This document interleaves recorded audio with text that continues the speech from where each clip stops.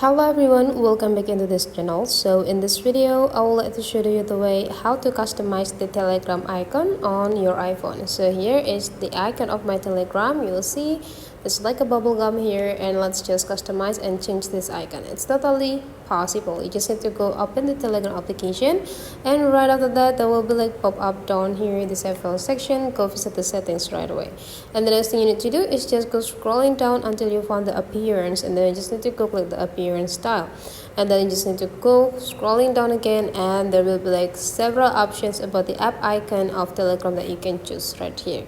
You can choose the best icon that you like. You can just go with black, this filled black, or classic black, or you can go with aqua, or you can also got this default. So if you already got one, you just need to simply click it and go confirm back, go click this OK, and you just need to go back into your home screen, and let's find the result. You'll see now the icon of my Telegram is already changed. So that is the way how to change the Telegram icon on your iPhone. Hopefully this tutorial today is useful for you. So thank you for watching, and I'll let to see you for the next tutorial.